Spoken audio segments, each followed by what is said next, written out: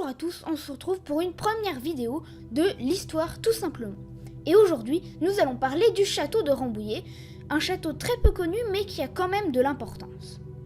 Alors, petit détail, moi-même j'habite à Rambouillet, donc je connais bien ce château et je vous invite à aller le visiter, c'est très intéressant. D'ailleurs, il y a une exposition en ce moment et je vous reparlerai de tout ça en fin de vidéo si ça vous intéresse. Maintenant, passons à l'histoire du château de Rambouillet. Ce château était au départ un simple manoir qui a été acheté en 1368 par Jehan Bernier. Au terme de plusieurs années de travaux, il réussit en 1374 à en faire un véritable château fort avec des douves, des murailles, etc.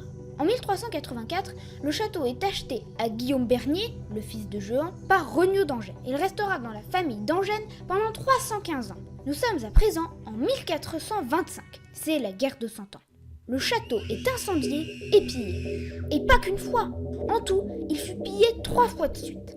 Jean de d'Angennes, le propriétaire du château à cette époque, va passer presque toute sa vie à le reconstruire. Nous sommes maintenant en 1547.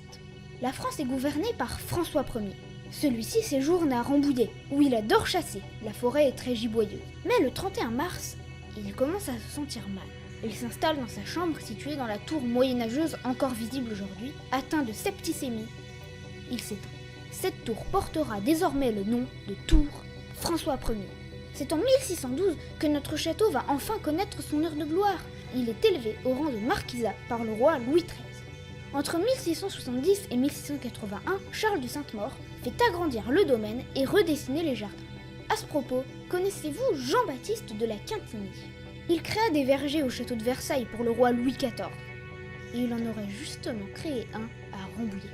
Pendant la Révolution française, le château est laissé à l'abandon. C'est grâce à Napoléon Bonaparte qu'il est transformé en rendez-vous de chasse et en maison d'habitation. En se rendant plus tard en exil, Napoléon passa par le château de Rambouillet. Et n'oublions pas Charles X, qui abdiqua au château de Rambouillet.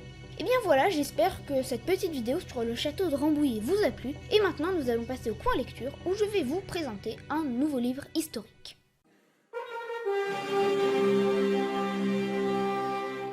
Et donc, je vais vous présenter un livre qui s'appelle Néron l'incendiaire, d'une série qui s'appelle Les détectives de l'histoire de Claude Mère.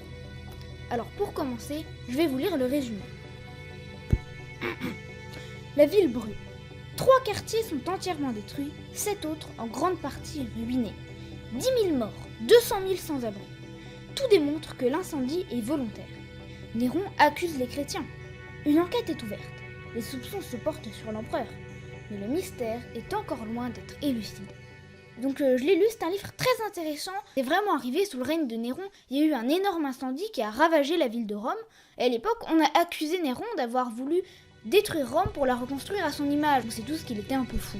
Mais aujourd'hui, les historiens et les scientifiques l'ont innocenté parce qu'on a réussi à prouver que l'incendie était totalement accidentel. Voilà, donc je vous invite à aller lire ce livre qui est très intéressant. Si ça vous intéresse, n'hésitez pas à me le dire et dites-moi si vous voulez que je fasse une vidéo sur Néron et l'incendie de Rome. Bonne lecture! Comme je l'ai dit au début de la vidéo, je vais vous présenter le site officiel du château de Rambouillet et vous parler un peu de cette exposition œuvre antique de Marie-Antoinette à Napoléon Ier. Alors, donc là on est sur le site du château, l'accueil, et là voilà, on va nous parler de l'exposition Vivre à l'antique de Marie-Antoinette à Napoléon Ier. Voilà, donc je vais vous lire le résumé. Installée au château de Rambouillet et à la laiterie de la reine Marie-Antoinette, l'exposition met en lumière la nouvelle esthétique dans l'art et le mobilier qui influença l'Europe au XVIIIe siècle. Elle présente ainsi une cinquantaine d'œuvres, tableaux, maquettes, porcelaines de Sèvres, dont de prestigieux prêts des musées de Versailles et de la Cité de la Céramique, Sèvres et Limoges. Voilà, donc cette exposition a l'air vraiment très intéressante, je vous invite à y aller.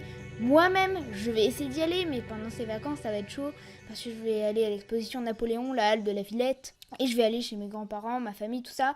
J'en profite pour vous souhaiter à vous aussi de bonnes vacances, et je vous dis au revoir et à bientôt pour un prochain épisode de l'histoire, tout simplement. Bye bye!